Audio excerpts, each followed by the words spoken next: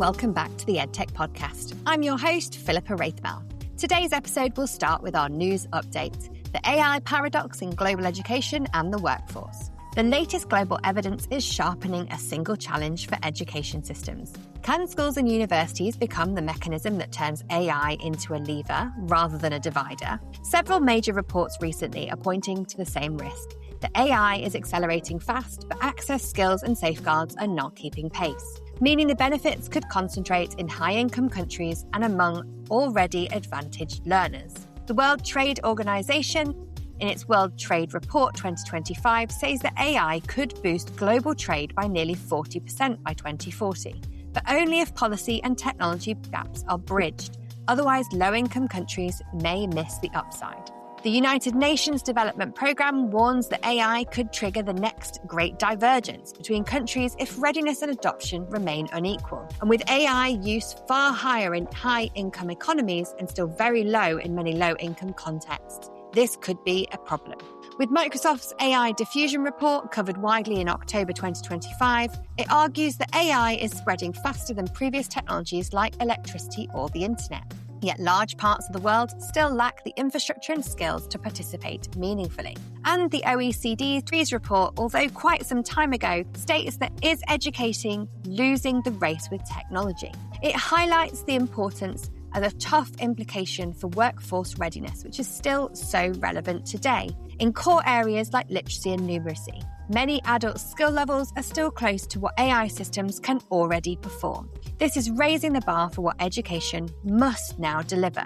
And so what does that mean for education institutes? It suggests that the education response is no longer just about digital devices or curriculum add-ons, but is about three urgent roles: building practical AI literacy, hands-on job-relevant use, not theory or specialist degrees, so learners can work and use AI to augment their own human capability.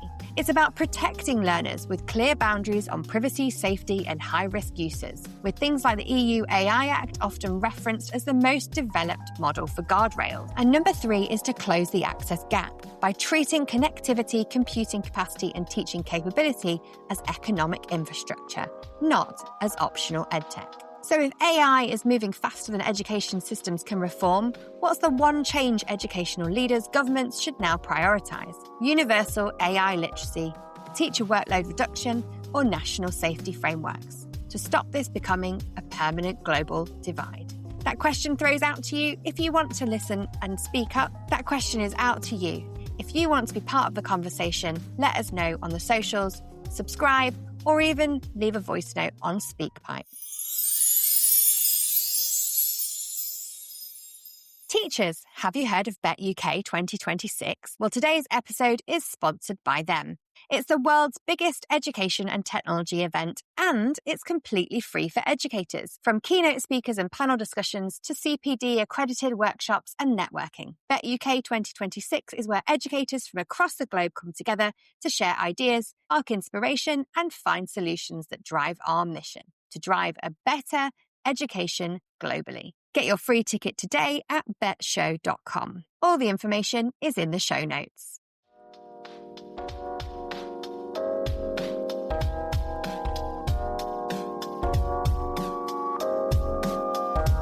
Hello and welcome back to the EdTech Podcast, the space where we explore the ideas and innovations reshaping learning for the next generation. I'm your host, Philippa Wraithmell, and today we're diving into part of education we don't talk about nearly enough: the early years. We know screen time is rising, reading rates are falling, and parents everywhere are asking the same question: how do we balance technology with healthy child development?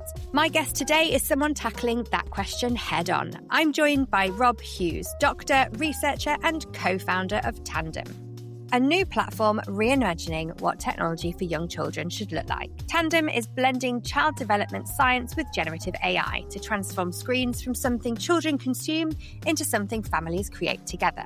In this conversation, we explore co-creation, the science of joy, early AI literacy, digital well-being, and why shared reading may be one of the most powerful interventions we can build into a child's life. If you care about early childhood, digital habits, family connection, or simply just what ethical AI looks like in practice, this is an episode you'll want to stay with until the end.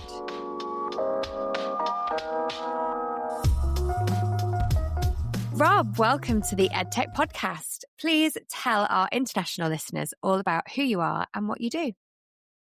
Thank you so much for having me, and really pleased to be here and tell you a bit about what we're doing. So my name's Rob Hughes. I'm the CEO and co-founder of a company called Tandem that's building, we're called Early Ideas Limited actually, but we're building something called Tandem, which is the kind of technology that we think should exist but doesn't for young children. So we're really focused on preschoolers, and really what we're building is we're really reimagining what tech should look like for young kids. So we're trying to take it from being kind of a passive thing where kids are watching hours and hours of YouTube and TikTok into using a combination of generative AI and passive sensing and crucially like child development science, and bring that into designing a platform that encourages shared reading, shared interaction, shared storytelling between parents and their children. It's brilliant to hear. I think as a parent of children who definitely don't want me to read to them any longer, reading was always something that was really important to me when they were growing up, when they were little. It was something that as a child myself had real memories from. And I was really saddened to hear not so many days ago that children don't want their parents to read to them anymore because they're so taken by technology that we've lost this. So it's really interesting to hear what you've been developing. So would you be able to go in a little bit more detail around that kind of parent co-creation child? Yeah, absolutely. And you're right. There is a problem. We've got a problem with reading rates are declining. We've got a massive growth in technology that's really not been built with children's kind of rights or what they need or their developing brains need in mind. So really what we're trying to build is a kind of endless library for children. And it's a library that connects you to your child. And we also are trying to think, well, actually, look, this AI is coming in many different guises into our society. Actually, what we need to do is we need to bring the expertise that myself and my co-founder and the team bring, which is I come from a medical background as a doctor, my co-founder's a psychologist, the other co-founder, the other kind of chief insights officer comes with a background in psychology and used to work in the baby lab and really has understood what drives children to joy. And actually, what we're trying to build is essentially a tool that allows children to create their own storybooks, create their own fact books, create their own play activities with their ideas. So it's kind of grounded in them. It's a co-creation. It gives them agency with a set of kind of very deliberately thought out safety guardrails around that, but some powerful AI as well. And then creates those shared reading books or play or fact books. And then what we do is we try to sort of gently encourage a bit more reading and a bit more interaction. So everything we're doing is optimized for more human interaction, but using technology in that. So we think the technology is not going anywhere, but we've got to harness it for that more interaction. And then the final piece of kind of the tech stack we're doing is we are using very carefully, using the kind of with the ethics that we have from academic backgrounds, using very carefully passive sensing to track the interaction in real time. So you have a sort of Fitbit for fun, we call it, where the platform will track the interaction, the parent-child interaction, and give you little pointers and encouragement and try and say, look, you've read 3 times this week, you're a super dad, or, you've read this story, that's brilliant, but don't forget to ask around the story. You can point out funny things in the pictures. You don't have to be too robotic about reading, and things like that. So all the things that a really good play expert, a really good health visitor, a really good librarian might do in a shared reading activity. But we're trying to say, well, can we actually sort of democratize that and get that pretty accessible into the hands of more kids and more families where they are, which is not unfortunately actually, but is on devices, and we've just got to be real about that. Yeah, that's really cool. I love that idea. So, the juxtaposition in a lot of households will be that one parent is quite active and they'll do the voices, and then you'll have another parent who's maybe a little bit more, as you say, a bit more robotic. And that sounds like you're kind of almost giving parents a bit of a coaching tool of, 100%. to do it a different way. That's really nice. 100%. And you're right, it is often one parent or the other, and it's also gendered. It's more likely that those of us, certainly my mum had more time to sit me on her knee and read a story at bedtime than my dad did. That's just how society's changed. Like it's the amount of time that dads are spending with kids is much, much higher than it was a generation ago, and certainly higher than 2 generations ago. So that means that actually it's a bit gendered. You're more likely to have seen that modeled if you're a mum than you are if you're a dad. And so what we're actually particularly interested in dads because we think that obviously like dads often, many parents in general, parents want to be the best parent they can be. And But we don't always know what that is, any of us, even those who sort of study child development have many moments of wondering, how the hell to do this. But what we're trying to do is, as you say, a kind of gentle coaching, always positive, always encouraging, empowering. And our sort of thesis is that, like, there's a bunch of things that get between us and having those kind of real magic moments of connection. Sometimes, and actually for a really high number of people, that's resources. Even in the UK, whatever it is, fifth richest economy in the world, you've got about 1 in 5 kids have no books at home of their own. Worldwide, that's much, much higher. We're looking at low income settings as well, where we see the median number of books in some work I did in Kenya was 0. So we've got this resource thing. We don't all have a home library that's stacked high, piled high with brilliant books. So there's a resource thing, but there's also a kind of, empowering and feeling like, coaching question of like, what does that look like to, and why does that matter? Those of us working in child development for a long time are 100% sort of focused on, my parenting book's really quick. Don't be sick. And if they're sick, get them healthier. Feed them enough and enough quality and quantity, and play and love and interact. And I think those, that third one is sometimes the one that gets a bit missed off, but the interaction is the secret sauce of children thriving. So we optimize everything for more and better human-human interaction in the early years. And that's fantastic to hear as well, I guess, because there's a couple of different things here that, we know children are on devices more. We know that parents are having this battle internally and externally with, should my child have screen time? Should they not have screen time? Am I a bad parent if I let them on that and do that instead of spending time with them? And in the culture that we're kind of building in some respects is that, screen time is the villain, whereas this feels a little bit different to that. It's almost you've kind of taken that villain and said, well, actually, we could make it a little bit less villain. Yeah, I think it's even worse than that, actually, because we're saying we have a lot of guilt in parenting. Parenting guilt seems to be something that a lot of people suffer from. And what we're doing at the moment is we're sort of creating a taboo around screens, actually. We're creating a guilty taboo. So we're saying, look, this is a bad thing. And we're saying that without any good evidence around like the analogy I always use is streets. I'm like, okay, some streets are brilliant for children. They're play spaces, they're safe, the air is clean, the cars are constrained, they're playful spaces, and they're wonderful for children to interact and develop. Some streets are horribly toxic, dangerous vehicles, dangerous air, hostile sort of society in general. And actually, we don't say all streets are good or bad. We say, well, let's make better streets. And actually, technology is a bit the same. There is technology that undeniably distracts, occupies, is used as a sort of digital pacifier or dummy for kids, and that's probably bad for them. I'm not blaming the parents who use it, because there's a wider question around why are they doing that, and what sort of society have we created that doesn't give parents the support they need, but it's probably not great for them. What we're trying to say is, look, let's not just vilify and make parents feel more guilty, because we know they're using it as well. So it's this guilty taboo. People are, 3 to 4 hours on screens for sort of under 5s is not at all uncommon in the surveys around the world. Some places are up to 7 or 8 hours on screens.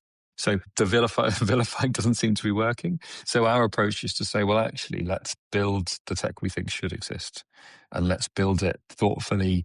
Let's build it with all the guardrails and safety rails that we as parents would like to see. And let's try and displace some of that tech that's not good. Yeah, I couldn't agree more. I think it's really important that we don't start to build up those barriers with technology before our children can even really fluently speak and read and talk to us and express their emotions. Because what we find from one of the companies that I run is that actually the brick wall, the higher it goes, the harder it is for them to be able to have that connection. And then we find that then we blame things like the teenage brain, and actually not realizing that certain elements are just being a teenager and growing up through adolescence. And we blame screens and we blame it all the time, because it couldn't possibly just be that our child needs a little bit more time to process that question that you've asked them, and they're actually really overwhelmed with all the emotions that they're handling, in a similar way actually to the way that our toddlers and things experience and change and develop. Totally. And so I think that these sorts of elements are the ones that are going to need to take charge. And it's really interesting, you were talking just then about guardrails and ethics. So tell me a little bit about some of the guardrails and some of the ethics behind and what you're doing. Oh, I could talk all day about these because they're really big. When my co-founder and I both got into this through starting, we were both academics at the time. And we started looking at this whole question of how is technology changing young children's lives from an academic point of view. And we kind of concluded that actually the academics are going to be not irrelevant on this, but are really outside of the real conversation. So we've spent some time working with very big technology companies and then ended up setting up our own. But it was really driven by these questions around kind of ethics and safety that got us into this. So if I were to say the biggest questions out there, I think one of the ones that we've spent a lot of time thinking about is around kind of content and what's generated. And that comes in a few different things. One is that we don't want, there's inappropriate content for kids, very obviously, on the internet. There's inappropriate content within the training data that AI has been trained on. And we have a funny but not so funny story about that if we have time. And there's also kind of biases within those data sets. And so one of the things we do, so on both of those, one of the things we've built into our platform is an AI nanny. So again, we generate content, text and image, and then we review that before it actually goes back to a child. And then the other thing we've done is we've sort of designed how the platform's actually used. So it's used in tandem. The name is not a coincidence. The idea, everything we do is designed to be used tech for two. So what the aim with that is that children are using that with their parents. And we say to the parents, look, this has been made by an AI. Review it together, talk about things. We provide feedback on and loops on things. And that creates another layer of safety. We also are very careful with the models that we use, and that we use models that themselves have their own inbuilt layers of safety. So really it's sort of this set of concentric circles of safety guardrails that we thankfully haven't really come up against any issues using those, but they're all there and we think they all should stay there.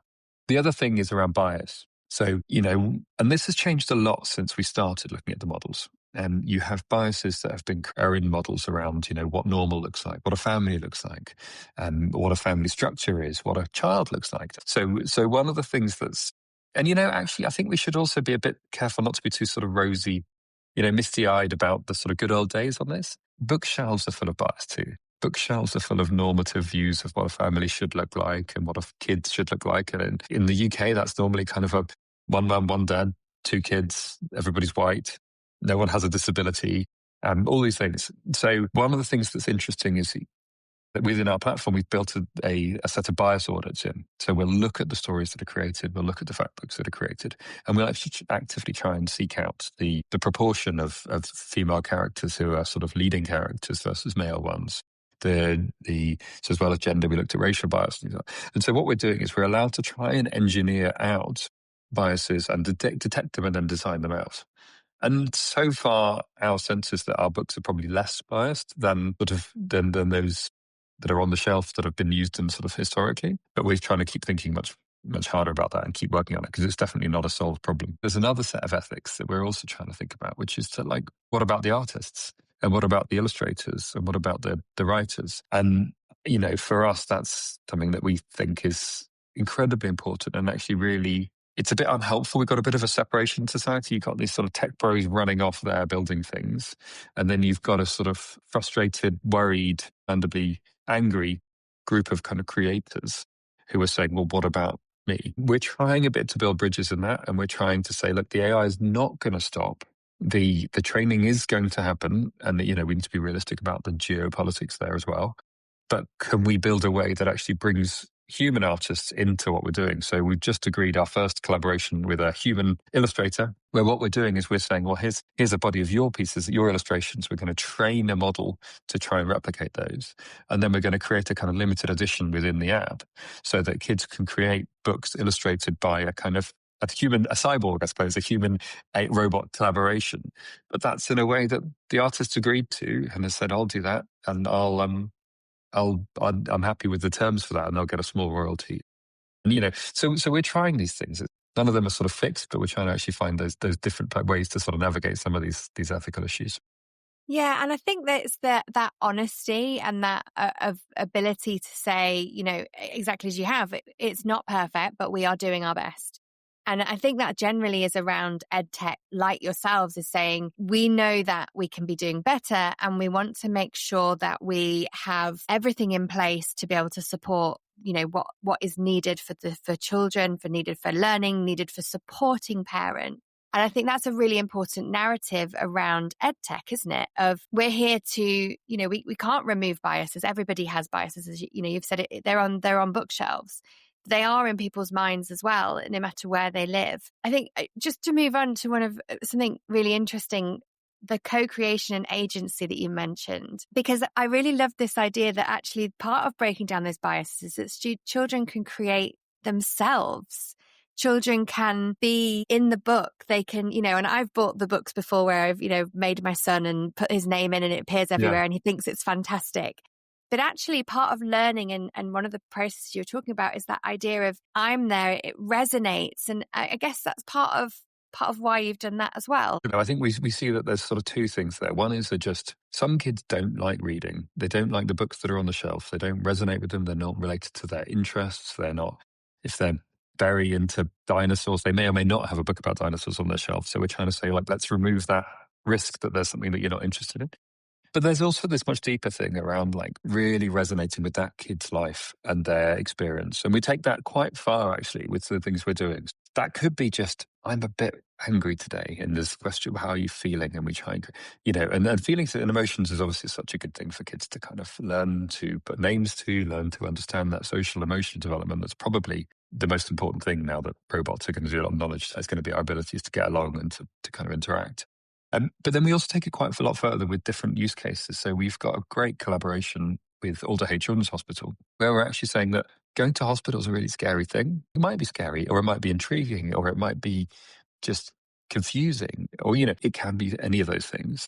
But it could be quite a big thing. Can we create the types of stories that will help you to be ready for going for a scan or having an X-ray or having blood taken, or even really quite invasive stuff like lumbar punctures? So we're saying, well, can we create stories that help you to prepare, help you to feel ready, help you to understand something's happening to you or a family member? Similarly, we're in discussions with the prison system in the Isle of Man, where they're really interested in this. This arose out of a conversation with the guy who runs the Home Office here.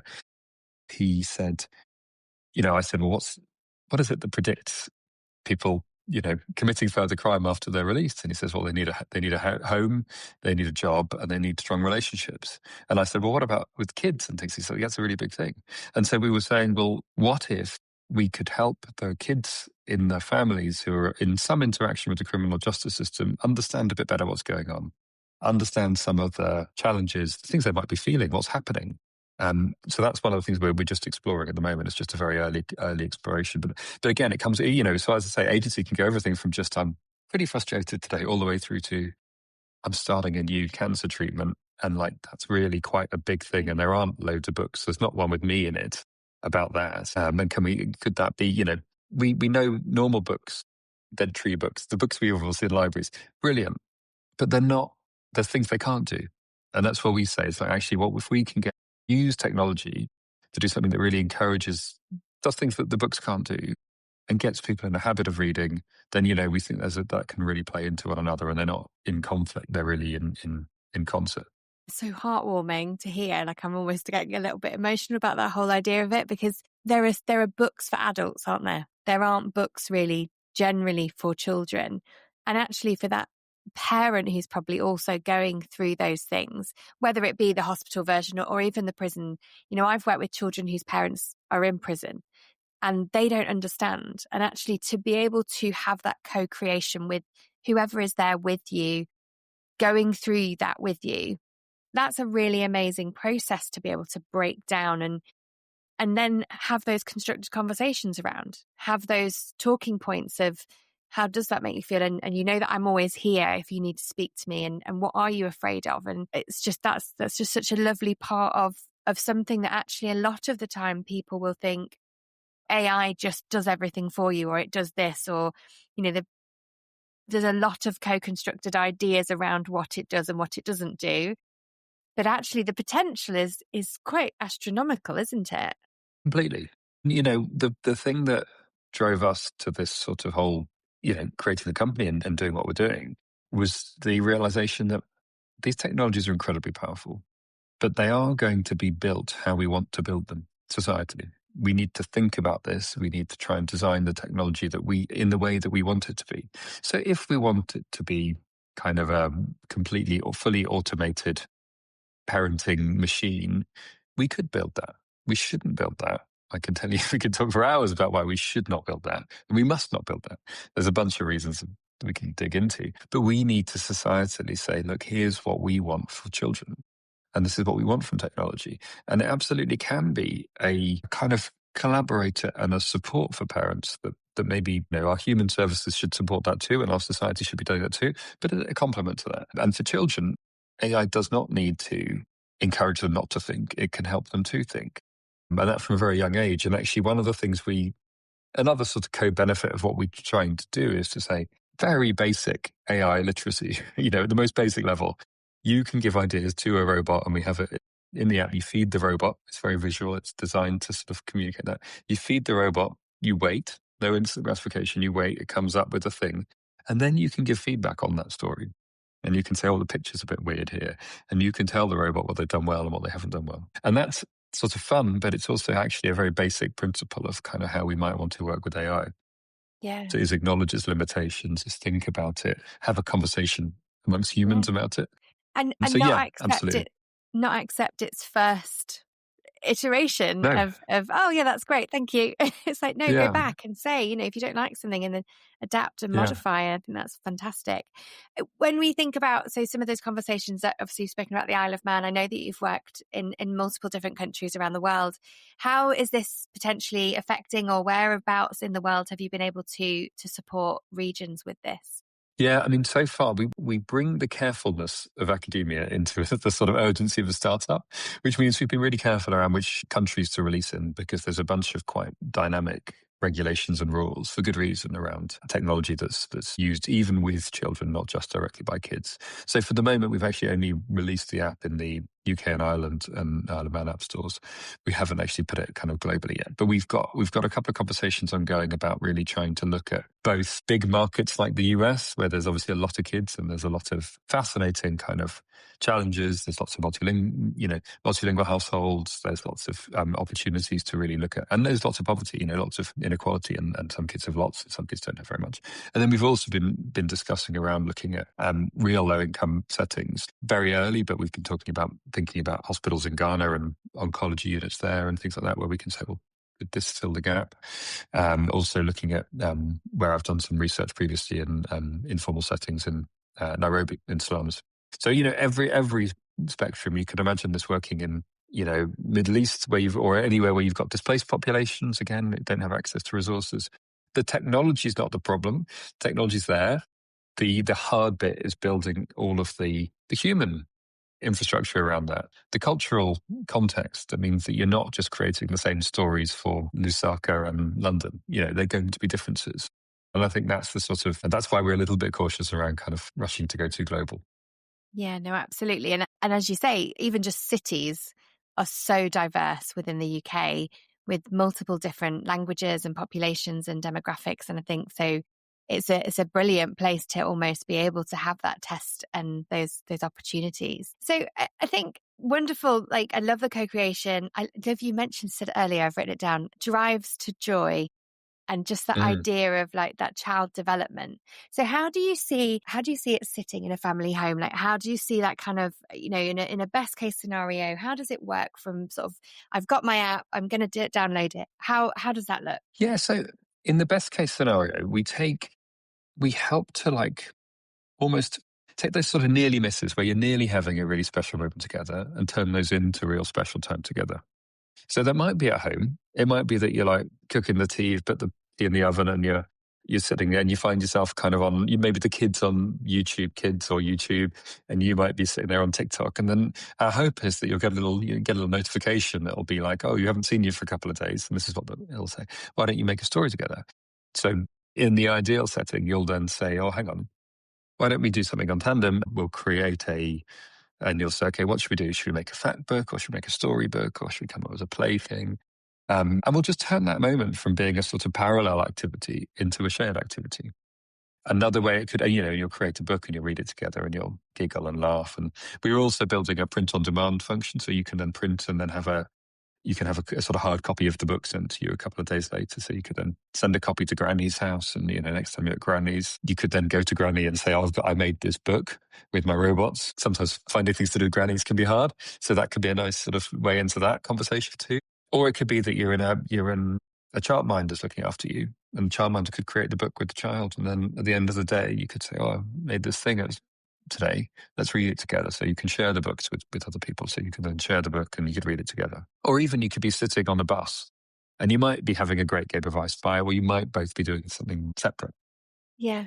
And more, I see even young kids on the bus and playing on their own devices in a very solo, passive way. In fact, I was at Christmas Day last year. I remember being absolutely shocked. I saw a dad, and I'm not judging him because he may have had a horrible night, but he's out pushing the buggy on Christmas morning, and the child was sitting there watching their phone and just watching, and I just thought, God, I'm not judging, but it's a pattern we've fallen into societally.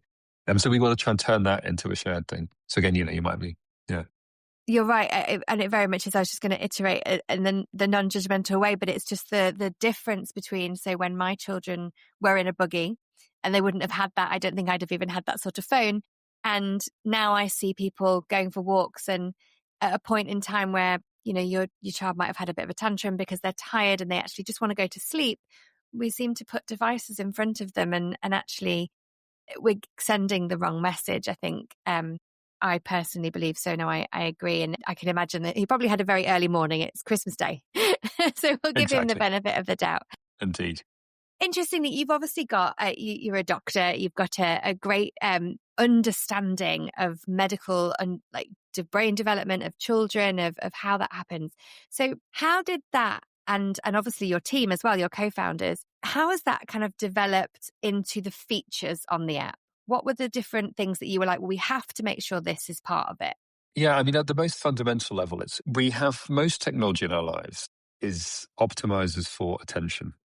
One-on-one attention with our devices designed to make us stare at our phones and prod at the phone and buy things, certainly social media. So the algorithms are all optimizing for attention. And for us, the leading light and the successful outcome is more human interaction. So it's tech for two. That principle really guides everything that we're doing around the app. So that means that when you're reading the story, and at the end there's questions that are for two people to ask together, and there's little questions at the end. And as you're reading the story, we have deliberate sort of pauses in there to try and encourage the pace to be not a probably toxic sort of TikTok level of pace. That's probably not good for or sort of some of these probably get sued, but CoComelon, these things that are real kind of, kiddie crack is the term that's used, or brain rot is the other one. Things that are really attention grabbing on the device. We're trying to be something somewhat different to that. So we're saying let's not have that. There's a bunch of things we haven't built. We haven't built video because we think video is a little bit too sort of attention grabbing. We might change that and we might build some sort of subtle animation, but for now we've aimed off from that. And I think we're the only platform that has a little thing that says, put the phone down now and have a conversation. So at the end of the story, we have a conversation starter, and it's sort of like a little just a minute thing. It has a little timer that counts down. But it literally says, put down the phone or put down the tablet and have a talk. And here's a question for you to kind of mull over. And again, just those little choices are really quite unusual, I think. And they shouldn't really be. And then there's a bunch of other things around, as I mentioned, you create the story.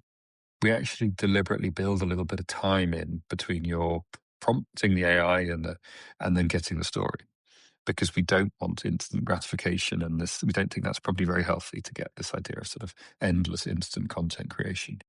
There's a little gap, and there's a little matching pairs game or a little activity you do to try and sort of power up the robots and help them out. And so there's that sort of thing. And then I suppose the other thing we've tried to bring in is quite a lot of sort of behavior change science. So this is more with the parents. We're still working on this, but we're really building a set of kind of micro nudges and kind of empowering information, not hectoring information, that hopefully will help people go from being, not reading with their kids to reading a bit, and maybe reading a little bit to reading a bit more. In the long run, that'll get very sophisticated, and it'll really tailor to that child, that adult, and that combination. Really, it'll know who you are and how you like to be, because we don't all need to parent the same, and that's not where we should be channeling technology. But it'll kind of nudge in that way as well. And then there's other things like it's sort of a little bit of throttling, so you can't use the app for ages. We just say, look, why don't you go outside or do something else now? Again, not the thing you do if you're selling ad clicks, but we're not. So we're quite happy with it. Yeah, absolutely. And it just brings more value, I think, to it that, you're not trying to keep people on there absorbing them for hours, because even with, goodness, like all those years ago when books were first created and people would, oh, she's always got her head in a book. Oh, she's never outside. It's going to be the end of that person. Da, da, da. There was such a bookworm, and we've now come to a different level of that. But I think anything, no matter what it is, too much is not necessarily healthy, is it? And I think that's the important bit, is sometimes we just do need to be nudged to go, do you want to do something else? Is that something, could you go and have a conversation or talk to somebody or play or bounce around? So I guess that brings on to misconceptions. So have you had any misconceptions from parents or users of the app so far? And what have they been? That's a great question. I think the thing that's hardest about what we're doing is we're trying to change how we use devices. Because we've really got in a pattern of devices, and they're engineered to a certain extent to be for one person. Tablets actually are quite good shared devices. Phones can be, but they're not designed for it. And so I think one of the things we're really mindful of is that sometimes people will use Tandem on their own, and my kids will play with it, and they'll sit and the first time they're using it together, and the second time maybe they'll create a story, then they'll come to show me.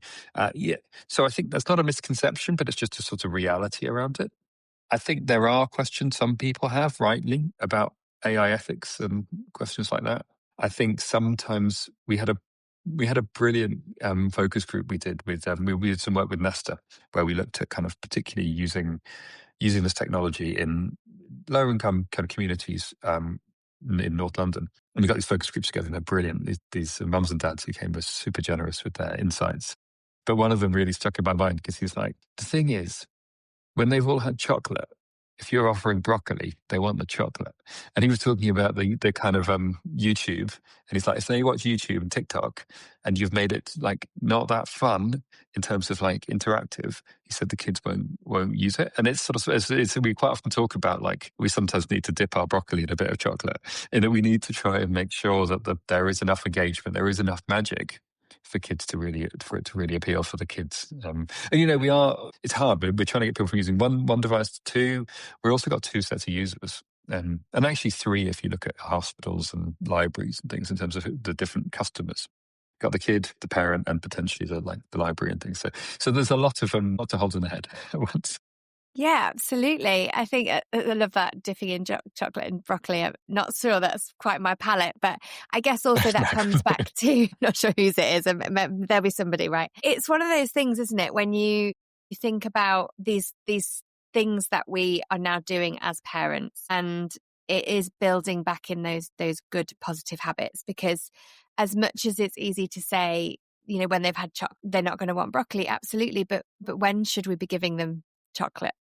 And, when should they be having unlimited amounts of anything at all, as we've said already, but specifically platforms like YouTube or as you said, when my children were younger, it was more like Paw Patrol and Pocoyo and things like that, or Fireman Sam, actually, classically, but these things where they're watching them endlessly over and over again, instead of that, have a book, do those things when they're at a point in time where they just want to do things. They want to be interactive. They want to do all these lovely things with you. They will read a book. I'm always disheartened when I go into early years settings and looking at technology, when I find that the things we're trying to get them to do with technology are using apps. For instance, like, it's a literacy app, it's a numeracy app. And there are some amazing apps. But why would I do that when a child of that age can see numbers everywhere? They see shapes everywhere. They see words all over the place, and they want to be able to engage. Why do we not use it as a curiosity tool? And so I think it's really important having applications like Tandem to be able to reinstill actually some of those real important values that we are forgetting a part of how we develop humans, right? 100%. I just speaking as a parent and as a member of society, I think it's really risky time at the moment. One of the things we often say is our first interactions with technology are the most important interactions we have with technology. And they are the ones that get the least expertise in their design. They're not designed for us, any of these tools, mostly. They're sort of adult tools that are then being used by young kids. I completely agree. I think we are losing something, and it's actually a really risky time with the capabilities within AI. There are people building AI-powered tools that are designed for attachment, for example. I do not want my youngest to be forming his first attachment to a robot. And I don't think that's healthy. And I don't think we're having anything like the societal conversation around that. And I guess our sort of sense is that as well as saying, no, stop, don't do that, we have to be sort of trying to build the tech we think should exist as well. That's why we haven't got it in the app yet, but one of the things we're prototyping is stuff like connecting to your physical environment into the app. So you can build a scene in your Lego, take a photo, or a character in the Lego, take a photo, and then that character can be in your story. Or you can say, I'm going on holiday to Blackpool or Barbados, wherever, depending on where you're going. And you can put that in, and you can sort of experience a place and have a fact book about the place you're going. So it's about connecting to real world, not separating off from the real world. And I think we do need to try and keep that. Yeah, and that's key, isn't it? Because a lot of apps and games are about disconnecting and about moving away from reality. And so bringing ourselves back into that is really vital. Really interestingly then, so within the earlier space, within the literacy settings, within all these different elements, what is the roadmap? What's the roadmap looking like for you? Yeah, so for us, we're a pretty early stage company still. We've recently completed a funding round, which gives us a really nice sort of ability to breathe and know that we can be more ambitious and really and do a lot of the things that were on the sort of backlog. So for us, it really has aims across the product. We want to make it better. We want to think about making it more personalized for people. So we've been experimenting with things like looking at neurodiversity as a phenomenon, and actually how can you build for different kids and different brains and how they work, and think about things like that.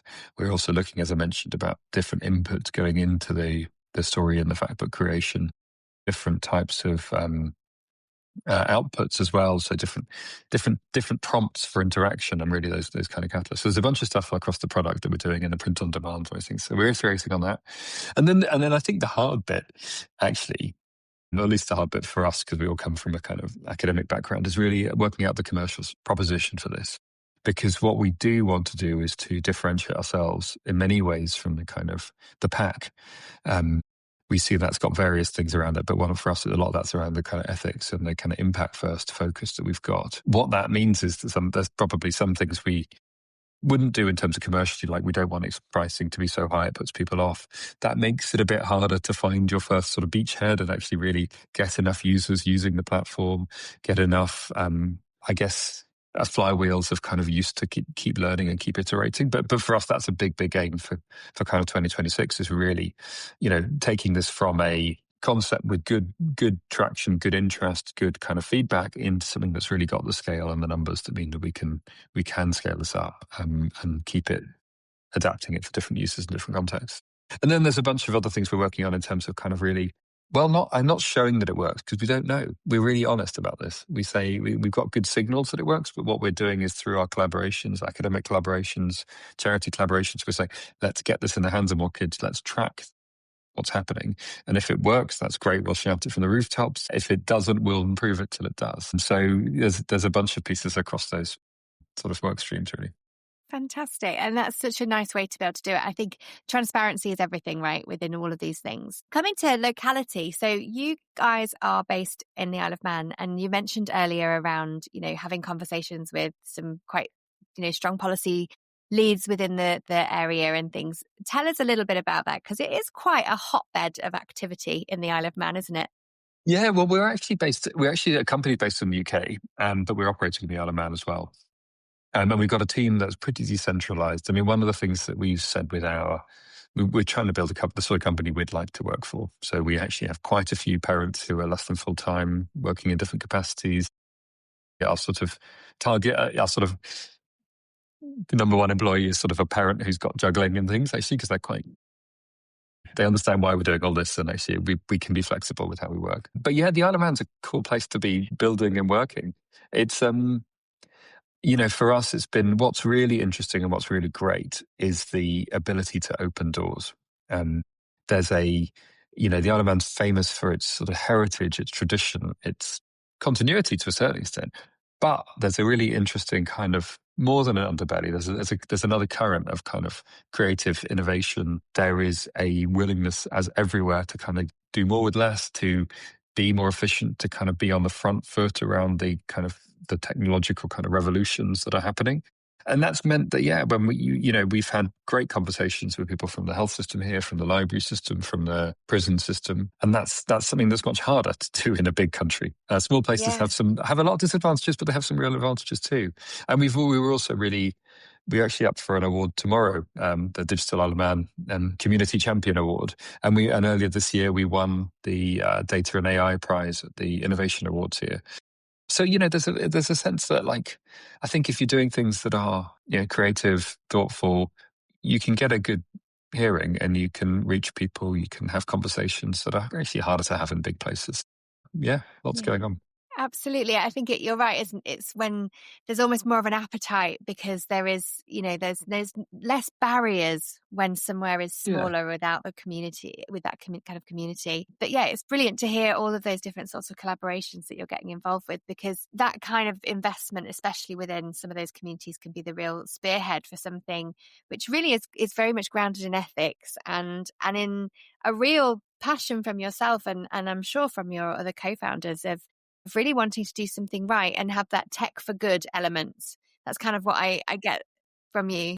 Yeah. Yeah, and we've been really fortunate in terms of the investors we've been able to find as well, in that they are 100% aligned on that. We've always said when we've been fundraising, we're not going to get along very well with someone who is just quick bucks, because we're just not it's going to be a mutually frustrating experience, because we're not going to chase the quick bucks when it's kids' development. And that's going to get not going to end well. Whereas we've actually been really fortunate. We've been through something called Bethnal Green Ventures, which is kind of Europe's biggest tech for good accelerator. We've been through their program this time last year. We were just, in fact, almost exactly a year ago, we kind of finished their autumn cohort. And that's given us a ton of incredibly useful insights into, what creating a startup, a functional startup that really has good prospects looks like. How do you think about working out where your strengths are, but also the things you're not necessarily experienced in already? It's also a real community. Actually, they have a great portfolio of companies who are doing all sorts of fascinating things across kind of health, education, environmental stuff, all sorts. And so that's been really helpful, really, really great as a kind of more than a accelerator, just a kind of community to connect with. And it's really helped an awful lot. Amazing. And I guess for anyone who's listening out there who's going, I really want to take my idea to the next level, to the next stage, what advice would you give them from all of the things that you've been able to get involved with? That's a great question. I mean, I think the main one is do it, but do it and find some friends. It is a team sport, being kind of innovative and creative, and there's no one's good at everything. One of the really exciting things about the technology sort of world now is that I can write some code, but not very much code.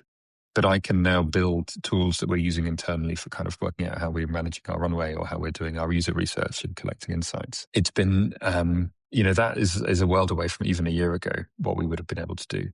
So, the costs of building are coming down, which means that if you're someone who's got an idea, expertise, experience that is underrepresented in the kind of tech world, it's never been a better time to build things. So, and actually we're very collaborative. I don't see a threat from competition in the earlier space, because the problem in the earlier space is not enough attention. It is quite a crowded market, and there are lots and lots of apps in the app stores that we do struggle to work out how the hell we stand out from. But they're not really competitors, because very few of them are thinking in the same way that we're thinking. So for us, it's how do we get over that hump of communicating all the things that are quite deliberate about what we're doing and why to people and build a user base. That's our current challenge.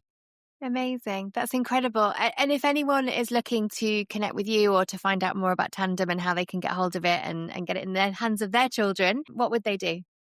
Yeah, please come to our website, playtandem.com. We're also on all the usual social media channels as at playtandem. Please drop us a line, contact us through the website or LinkedIn. Always happy to talk to other people in this space. We're happy to share the ideas. We're very, very open. We're trying to build in the open. We think there's a lot of things we're learning that actually others can build on too. So please do get in touch. And we're also in the iOS App Store for phones and tablets, and we're also in the Android Play Store, and going to be very soon in the Kindle Store as well. So please download and send feedback. We really want to build a community of people who are telling us what they really think. We've got the space now with our funding we don't have to just sell what we built. We're trying to iterate and learn. So the more constructive feedback we get, the better. So please download it and tell us what you think. That's amazing. Thank you so much, Rob, for being with us today. It's been fascinating hearing about your journey, but also about the app and all of its amazing intricacies, which hopefully will really benefit a lot of people. Been a real pleasure. I appreciate it. Enjoyed the conversation.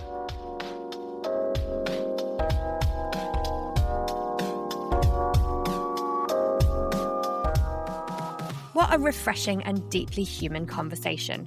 Rob's work reminds us that technology doesn't have to pull families apart. When designed intentionally, you can bring them back together. The idea that screens can become spaces for storytelling, agency, emotion, and shared joy rather than isolation feels both timely and urgently needed. Tandem is still early in its journey, but its mission is bold: to help children and parents connect more, talk more, imagine more, and read more. And to do it by reshaping the very relationship we have with our devices. If today's discussion resonated with you as a parent, educator, designer, policymaker, or founder, I encourage you to explore Tandem. Download the app, share your feedback with Rob and the team. You'll find all their links in the show notes. Thank you so much for listening to the EdTech Podcast. If you've enjoyed this episode, please follow or subscribe and join us again as we continue to explore the future of learning with curiosity, optimism, and intention. Until next time, take care and keep imagining what's possible. If you've enjoyed today's episode, don't forget to follow, rate, and share the EdTech Podcast wherever you're listening.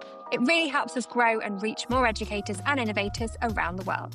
We'd also love to hear from you, your thoughts, questions, or even your own stories of change in education. You can leave us a voice note on SpeakPipe. The link is in the show notes.